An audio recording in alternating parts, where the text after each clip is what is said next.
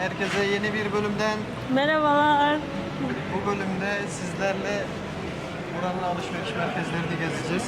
Burada bir önceki bölümde bahsetmiştim alışveriş merkezleri hep yan yana diye. Şimdi o sokağa doğru gidiyoruz. O sokağa gitmeden önce bir 200 metre ilerimizde de bir tane teknolojik mağaza var. İçeride sadece elektronik eşyalar var alışveriş merkezinin içinde. İkinci el ve sıfır ürünler var burada. Direkt girişte zaten bizi bak Apple mağazası karşılıyor. Çok büyük mesela. Gözüme çok güzel geldi ama lan görselleri. Aşkım sen niye sadece dışına bakıyorsun? Önemli olan içi dışı değil. Görüntü benim için önemli. Şu an bu MacBook Pro ne kadarmış? 512 GB'ı 7000 ringitmiş. 16 inçlik MacBook Pro'da bu arada bu en düşüğü 512 GB'ı 11.000 ringgit. iPhone 16 kaçtan başlıyor? Abi çok güzel bu arada kampanyalar var. Burada Malezya vatandaşları aylık 83 ringgite bu telefonu alabiliyor. Ve normal fiyatı 4000 ringgit. Abi bedavaya satıyorlar. Kaç aylık taksitle satıyorsunuz siz? Muhtemelen bunlar acaba sim karta falan mı taksitlendiriyorlar? iPhone 16 Pro Max ne kadar burada? 512 7 8000. 7999 8000 ringgit. AirPods 4 600 ringgit. Ses engelleyici elde 800 ringgitmiş. AirPods Pro 2'de 1100 ringgit. Şuraya baksana abi. Bu arada hani küçük bir AVM değil. Kaç kat var? 5-6 katlı burası. Ve her katında 2 3 bilgisayarcı, kameracı, ne bileyim aklınıza gelebilecek tüm elektronik cihazlar var. Burada her yerde Ya şu burada şekilde herkesin fanlar elinde satılıyor. bunlardan var ya. Kendini serinletmek için. Böyle olunca Şundan anlamam. çok iyi rüzgar geliyor. Versene. Fiyatları şu çok iyi geliyor dediğin 300 ringgite satılıyor şu fan. Burada herkeste şundan var. Şu an biraz daha kalitelileştirmişler mi? Baksana ortada hiç iz yok. He yandan belli oluyor. Ya buna işte Kullanırken bence şu bunun... katlama şeyi belli oluyor ya abi. Bence bu biraz konforsuz hissettiriyor. Ama birisi kullanmış, eskimiş bayağı. Burası böyle... Zamanla aşınıyor, renk Evet. atıyor. Hatta bazen oradaki pikseller direkt ölüyor, orada bir çizgi falan oluşuyor. Fiyatına bakabilir miyiz aşkım çekildiyse? Ne Farklı. kadar fiyat? 139 Değil. değil. 5000 ringgit. 5000 ringgit. Şu daha okey bence diğerine göre. Bunun başlangıç fiyatı kaç? 7300 ringgitten başlıyor bu. Bu arada bunlar şu anda bence Apple'ı bir tık tokatlıyor gelişim olarak. Çünkü Apple daha yavaş geliştiriyor kendini. Bilerek yapıyor. Aynen. Adam çünkü öyle bir gelişim derdi yok. Zaten müşteri kitlesi sabit gibi bir şey. Evet. Bunlarda da başlangıç fiyatı 6300 ringgitten başlıyor. Şurada bak kameracı var bir de. Biz buradan kamera aldık abi kendimize. Instax'ların bu Polaroid kameraları var ya. Onlardan aldık. Türkiye fiyatı 8000 TL falandı. Buradan biz ne kadar aldık? 5000. 6000 TL'ye falan almış olduk. Şunu aldık. Fiyatı 798 ringgit. Instax Mini 12'ler var mesela burada 438 ringgit.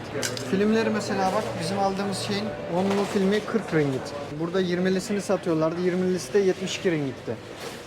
DJ Ne kadar güzel. Aşkım bant satılık değil. Oynama Çok tadın güzel bakayım. değil mi? Ya. Burada GoPro'lar da var şu şekilde. Burada promosyonlu satıyorlar. 11-11'den beri promosyon fiyatı devam ediyor artık. Nasıl bir süreçse. Hero 11 Black kitle birlikte 2400 ringgite satılıyor. 13'ün fiyatları da şurada. Klasik boş paketi 2000 ringgit konumda. Bu bulunduğumuz bölümün tek sıkıntısı serbest piyasa gibi herkes kafasına göre bir fiyat belirlemiş. Ya mesela o Polaroid'leri yukarıda 89 ringgite satan da var. 80 ringgite satan da var. Bu aşağıda bizim aldığımız yer 72 ringgite satıyor en basit. O yüzden buraya gelirseniz kesinlikle etrafı gezin ondan sonra anlayacaksınız. Burada farklı ürünler var. Evet. Demek ki her ülke kendine göre üretiyor bu tarz şeyler. Şuna bak. Mini fırınına bakın. Çok güzel değil mi? 500 ringgit bir de aşkım. Ya sen büyüdüğünde fırında olacaksın. Şurada Biz bunu aldık. çakma çıktı. Biz Trendyol'dan almıştık. Gönderen çakma göndermiş. Geri iade Trendyol'dan etmiş. her şeye güvenmeyin. 200 ringgit. Ama çok gerçekçi yapmışlardı. Oha, Çok Xiaomi de mi böyle katlamalı üretmiş artık? 5000 ringgit üretmiş. Açsana bir Çin. Vay be. Kameraya bak oğlum. Çok şey olmuyormuş bence bu. Samsung'unkinde kamera nasıldı arkada? Var mıydı orada kamera? Ben hiç dikkat etmedim. Vardı. Burada kamera resmen bloklamış orayı. Samsung'da da vardı. Çok uyduruk duruyor bu arada. 14T Pro var. Abi bunların kameraları çok güzel ama ya. Çok mu güzel? Benim hoşuma gidiyor Xiaomi hala. Cidden Android olarak en mantıklı telefonlardan Ne, birisi. Ali'nin eski telefonu Xiaomi'ydi.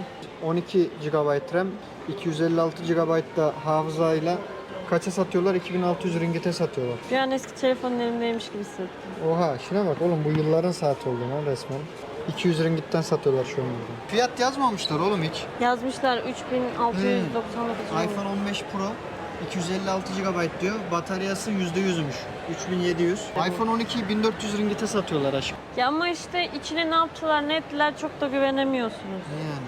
Fiyat olarak baktığında gayet hesaplı şu anda. Nereye doğru gidiyoruz şimdi?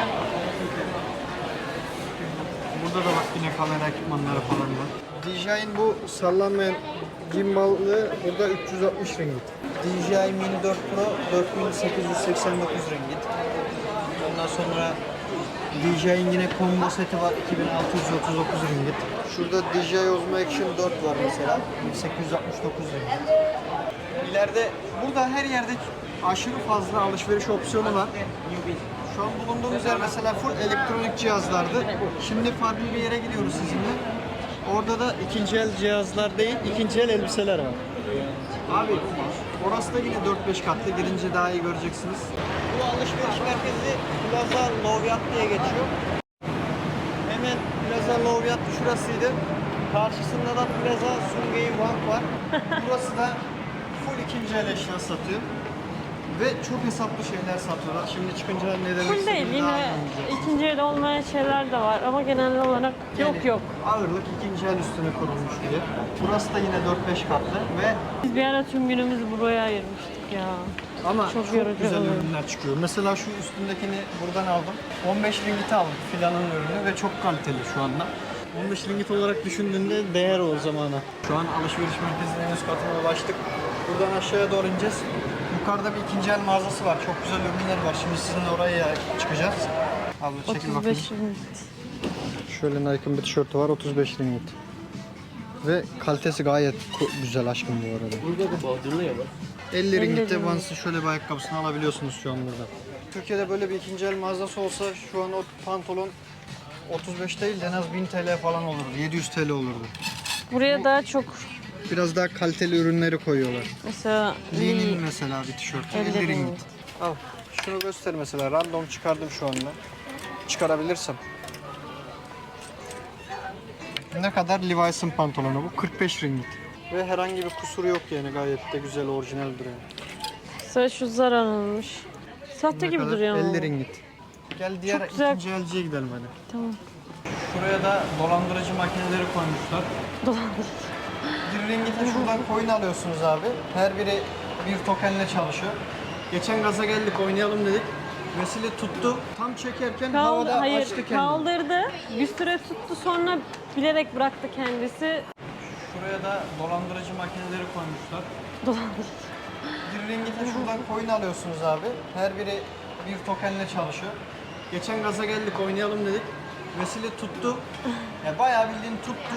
Tam çekerken havada Hayır, açtı kendini. kaldırdı. Bir süre tuttu sonra bilerek bıraktı kendisi. Hangi makineydi o aşkım? Şurada bir yer. Şunu aldıydın değil mi? Şunu Şu aldım. stitchlerden aldıydık bir tane. Bayağı tuttu abi, sonra bıraktı şerefsiz makine. Şu yan tarafları da göster mesela. Buralar full. Çok fazla farklı aradığınız her çeşitten ürün var. Biz biraz daha kendimize yönelik ürünlerin olduğu yerlere gittik. Burada mesela bak şey yapmışlar, kampanya yapmışlar.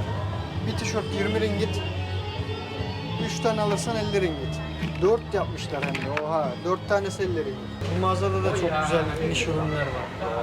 Buradan da biz birkaç ürün aldık mesela, bak bir parça pantolon 20 ringgit, 3 parçası 50 ringgit. O yeşil donu çıkarsana, bir güzel duruyor. Rengi çok güzel değil mi? Oha bayağı iyi kız. Ne oldu sen artık yeşile bir Aşkım çok güzel duruyor. Kaç ringgit bu? 48. Bakayım mı? Denesene. Buraya her geldiğimizde almamak için gelsek de bir şeyler beğeniyoruz ya. 30.000 tane pantolonum oldu aşkım benim ya. Şurada ben bir deneyeyim onu, hadi ver.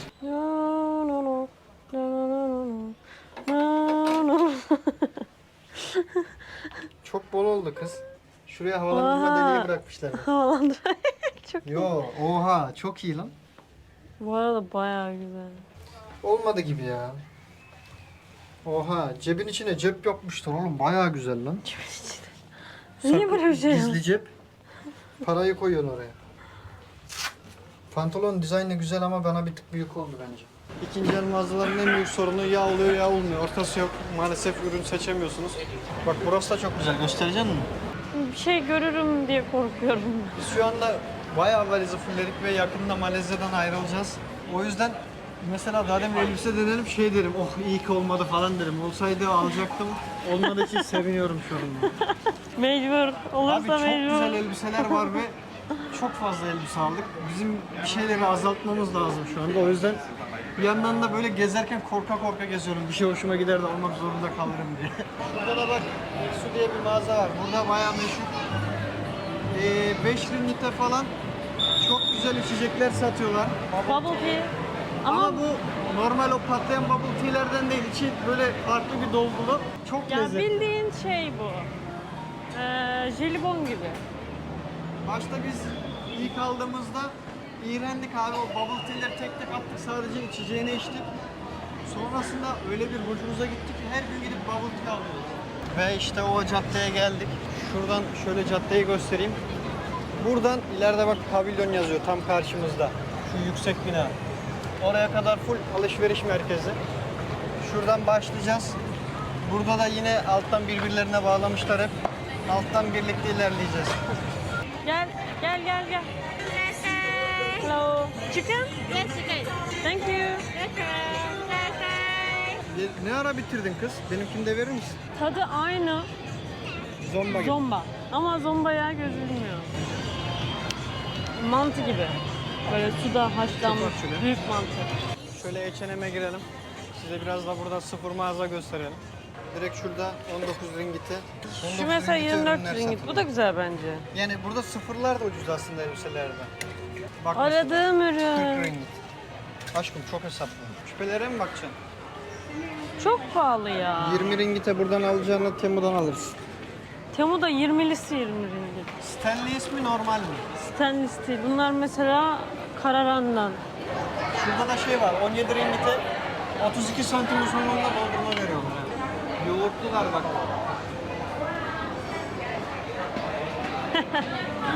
Şuradan girelim ya.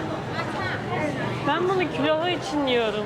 Dondurması için yemiyorum genelde. Yani burası Japon asıllı bir firma mıydı, Çin asıllı bir firma? Japon. Ay çok kötü ter kokuyor ya. Aynen, insanlar deodorant kullanmıyor. Bilmiyorum, suçlamak istemiyorum da özellikle Hintliler leş gibi kokuyor abi ya. Bu Donki mağazasında da çok garip ürünler var. Ama mağaza Ya o kadar çok basit ki. karışık. Ya bir de zaten üzerindeki yazılar çok karman karışık. Bir de Şuna almışlar bak, her yere bir yeri şeyler dolu. yazmışlar. Benim ruhum daralıyor. 4-5 katlı bu mağaza. Üst katlarda yine bu şekilde her katta farklı ürünler var. Ne bileyim abur cuburu var, kozmetiği var, sağlığı var, gündelik yiyecekleri var. Her şey var. Ama nedense bana hepsi yapaymış gibi geliyor. Pudralı çilek.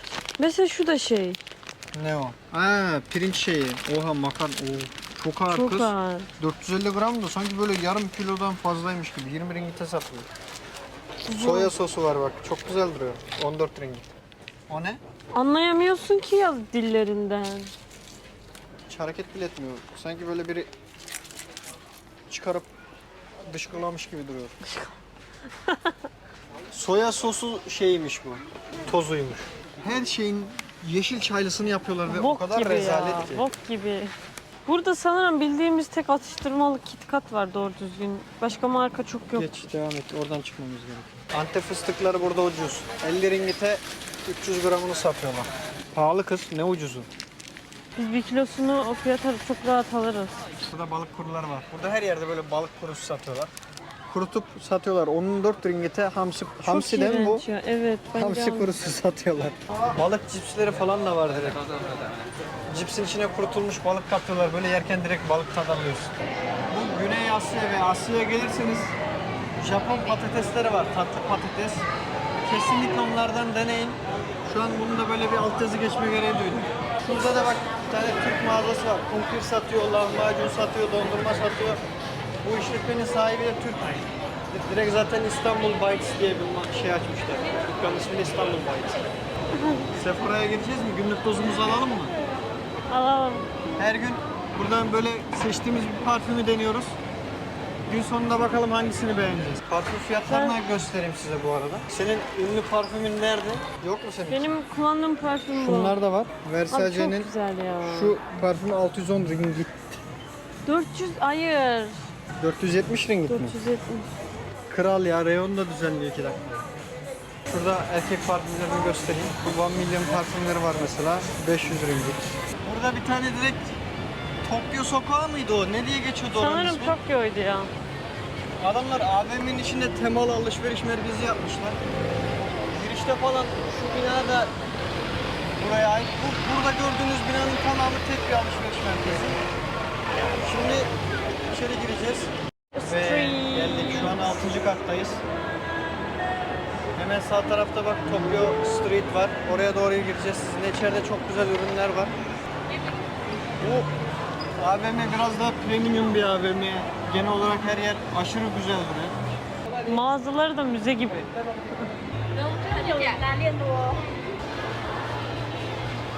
Şurada bak direkt şeyler satılıyor. Kimono. Abi çok güzeller ya. 50 gitmiş aşkım. Denesene. Beğendiğin varsa.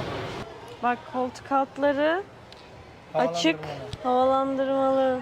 Denesene bir. Bayıldım ya. Çok güzeller. Çok büyük oldu aşkım sana. Ama kimononun şeysi bu. Şuradan da bağlayabiliyoruz. Var mı Oha. ayna? Do you have mirror? İçeride var diyor. Hiç olmadı bana. Çok garip değil mi? Şu detayı. Şurada da bak direkt şey terlikleri var bunların. Bunlar daha pahalı herhalde. 70 ringgite satılıyor. Aşkım çok güzellermiş. Ne oldu? Burada terliğin kullanımını anlatmışlar. Neymiş? Sonuna kadar dayanmaması gerekiyormuş. Böyle boşluklu koyman gerekiyormuş. Yani bunu şöyle sonuna kadar ta buraya kadar sokma diyor. Şöyle şurada dursun diyor şurası. Burada bak böyle sallayan kediler var. Bunların inancına göre bu kediler böyle el salladıkça para geliyor size. Burada da Japon atıştırmalık şey var. Gel bakalım. Oha. Bunlar ne? Alkol mü? Aynen alkolmüş. Şu üsttekiler 24 ringgit. Bunlar çok garip lan. Şunlar ne yazdığını bilmiyorum. Full Çince mi Japonca mı ne yazıyor? 84 ringgite şunu alıyorsunuz. Malezya böyle biraz daha karma bir ülke olduğundan, birden fazla ırk yaşadığından ötürü çok fazla farklı tarzda alışveriş merkezi veya ürün satan yerler görüyoruz. Şu an gerçekten kafam ağrıdı ya. O kadar karışık ki. Ne olduğunu anlamaya çalışmak çok yoruyor. Bir yandan da ama kültürel olarak değişik, güzel bir durum Evet. bence. Bu ne yağ mı mesela? 19 ringgite satılıyor. Yağ değil mi bu? Şey gibi, içecek gibi de duruyor. Sushi suyuymuş bunlar.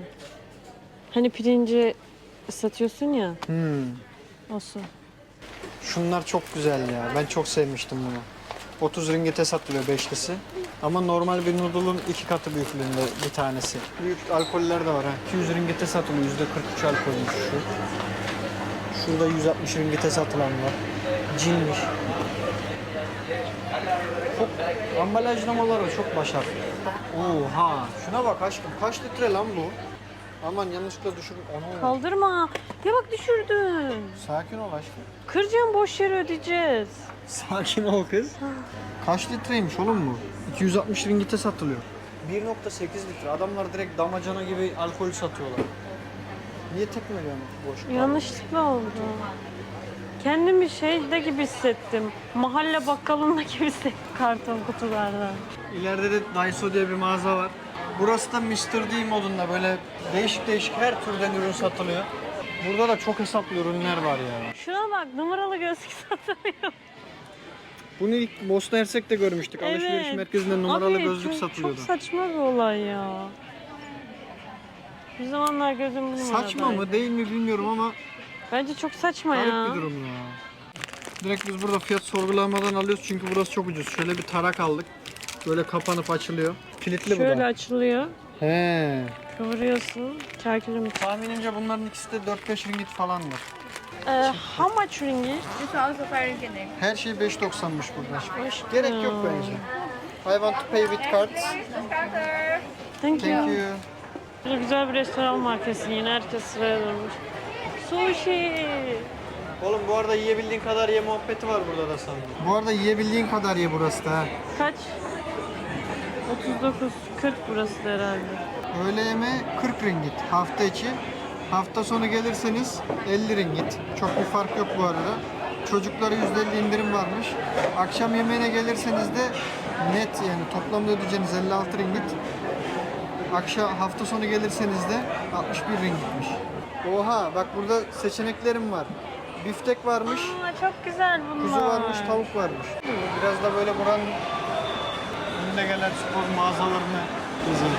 Ayakkabılar çok ucuz burada. Mesela bak şu ne kadarmış? 449 ringgit. Mesela Kolombiya'nın pantolonu kaçtır? 400.